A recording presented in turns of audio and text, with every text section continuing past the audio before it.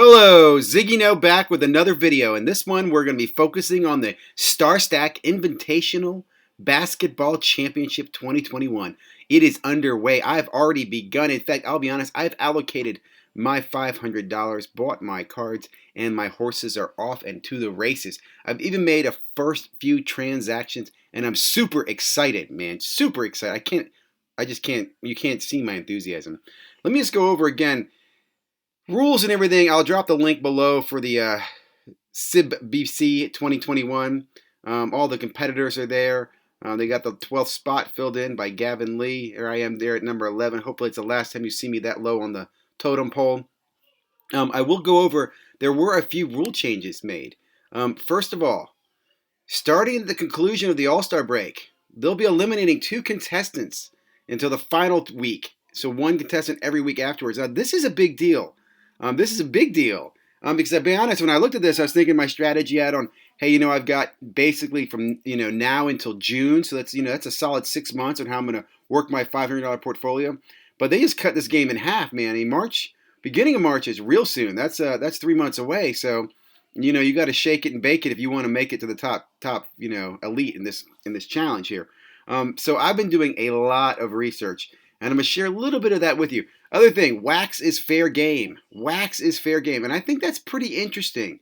And I have given it some consideration. We'll talk a little bit about that. Look, they dropped some wax on here. Now, my first thoughts, I'm not going to go into too much about the whole wax thing. Personally, I might send some up on my own personal account. I think this is great that StarStock's doing that. I really do. I love this whole one-stop shop, man. You can buy sealed wax. You can grade cards. You can flip. I'm super excited. Should I buy wax though with the challenge money? I don't know. I'm not gonna tell you. I'm not sure yet. I thought about grabbing one of these blaster boxes, for like 2 something, but they're at $3.30, and can I get someone to sell me one before then? I don't know. You can't buy football. You got to stay in the basketball, so that does leave a lot to options. But I think Prism football has a bigger chance of moving over the next few months versus the basketball. Also, thinking about this, the March means that you got to make your transactions before Prism basketball is released in March, right? I got to build the bankroll before then. So again, over the challenge, to give her the stats. Here's a few things to think about too. The prizes, and let me just first of all say I am super, super thankful and excited to be part of the Star Stock Challenge. But I will wonder what the heck happened to your prizes, man. They kind of dropped off significantly from the last 2 challenges, and I'll share that with you in a moment. Right? If we go over to football, in first place was walking away with an approximate silver, a $7,000 card. That's still at least a multi-$1,000 card. Even second place and third place weren't terrible. Heck, fourth place has potential. Again, going back to this challenge, man, you got first maybe, first if you had a last year's box, that'd be pretty cool. Anyway, I'm just, I'm just chit-chatting to chit-chat. Don't get me wrong. When you go over here to last year's winner, or as in last year's, actually the summer winner. Person won a LeBron James rookie card. Even Zion was second place. Ja was third. These cards are all doing well, actually. Those are increasing assets. Now, here's what I thought was interesting. I went back here and read through all of these details here, and I didn't do it just here, man. I did it here too on the football. I want to see what transactions. What do they report? What's going on? How fast are these things? If you look at the football. And the football's still going on, okay? Let me just come here to the top. Football's still going on, but you've only got one guy in the positive, and the other guys are just really, really, just distant away. Maybe there's a shakeup here in the last few weeks. I'm hoping for some action, right? I'll be cheering along. They just updated this recently, but that's a big gap to close here in the time that's needed. And again, if you look at last year's winner, again, I read through all these transactions. Look at last year's winner. This actually, it turns out that Jack Settleman wins. This is the last one I could find. There are 2 more weeks left in the contest. It was between Jack and Vasu and Buster, and apparently Jack's the winner because Jack is back. He was introduced as the returning champion. So Jack apparently won the card. But again, if you look at that, 4 of the guys within the last week are above 500. Not a lot of super growth. Now, I will tell you this. I read this. Read it all, Jack. Because I will say, if I'm looking at competitors, everybody's a fierce competitor in this. And I'm not going to underestimate anyone, but Jack has experience in his hand. So I will say this. Look what's interesting. Jack came out with 23 sales. early on. Took a commanding lead for many weeks. Many weeks he was up before Buster closed in on him. So this is concerning. This is concerning only for me because I think Jack's already probably, maybe, we're playing checkers. He's playing chess, right? So I'm following. I'm watching Jack, right?